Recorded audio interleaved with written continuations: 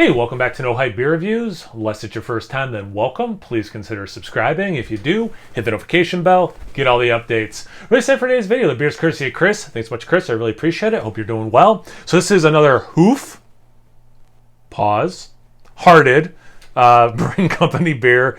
Ding-A-Ling, not King Ding-A-Ling.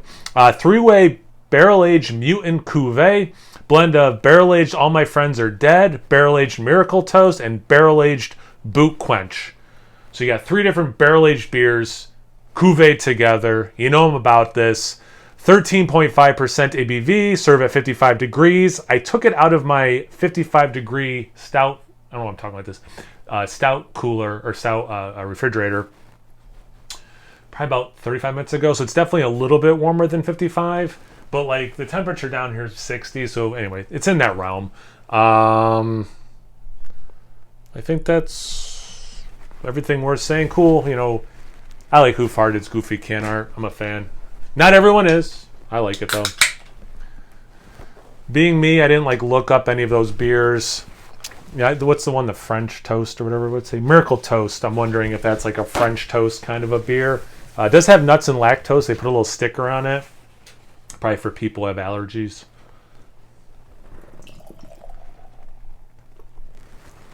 So a lot of head. Came right out.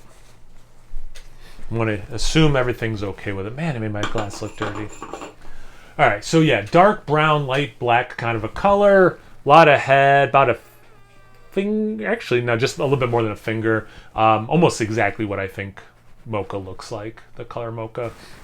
Tiny bubbles. They're breaking up pretty quickly. Yeah, it looks like a stout, you know. What else you want me to say, everyone? Let's get into the aroma.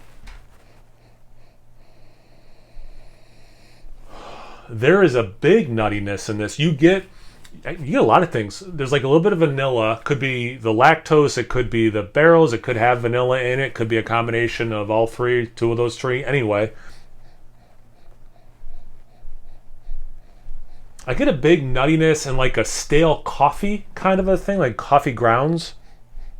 So it's got some roast there.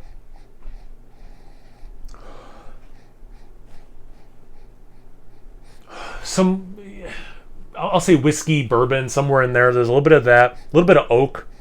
But yeah, like this nutty, roasty thing is the dominant thing for me. There's some nice vanilla sweetness. Smells good. Let's get into the taste. Cheers. Thanks again, Chris. Again, I hope you're doing well. Hope everyone watching this is doing well.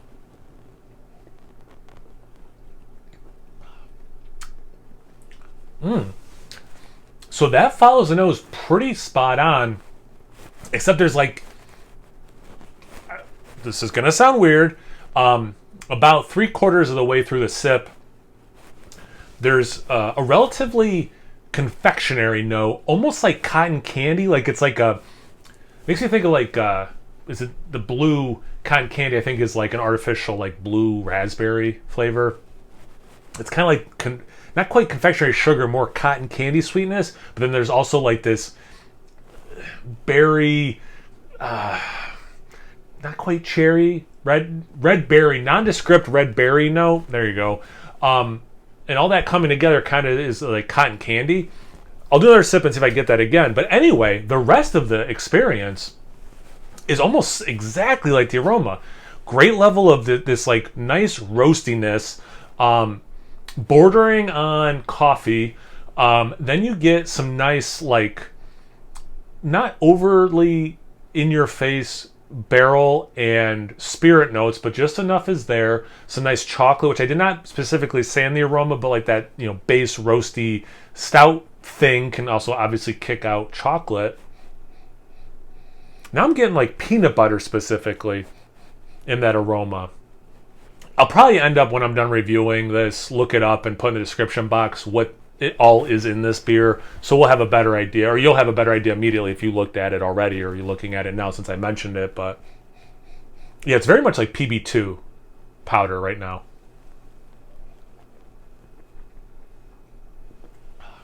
So that confectionery thing's down, but I'm still getting this, yeah, like intense sweet berry thing. So it's not quite cotton candy in that sip, but it's the same thing that I was talking about before, but it's a little bit more subdued. And not in a bad way, it just stands out. Because again, you're having like this really cohesive sip. The roasty coffee chocolate thing, a little bit of the booziness of the barrel aging, other a little bit of caramel, pretty typical stuff. And then you just kind of get hit with something different, but that different thing works. I mean, a lot of stouts have a berry note, for example, or a confectionery note.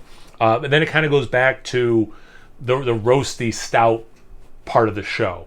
It's a cool sip. It's fun.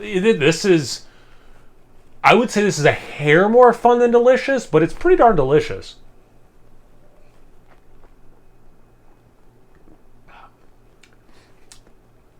Maybe a little bit more oak on my palate now that I've had a few sips. But yeah, that roasty coffee dark chocolate thing, I'm loving it. Like I like in this style, more caramel than this is caking out, more the vanilla, shocker, than this is caking out. But I also love coffee and dark chocolate. And so although this doesn't have some of the, or like coconut or something, this doesn't have some of those elements, the elements it does have, really nice, like shining through beautifully. They happen to be things I also really enjoy. And there's just enough nuttiness, like I was saying about the aroma, throughout the beer as well. Yeah, I like this quite a bit. I said it's pretty darn delicious, so I think that lets you know. Cuvee, Hoof, pause, Hearted Brewing Company. Thanks again, Chris, for the beer. I really appreciate it. Have you guys had this beer before? Have you had a blended beer lately? Have you done your own blending, Cuvee, lately? Anything? Excuse me. Oh, it's making me burp. -1 point.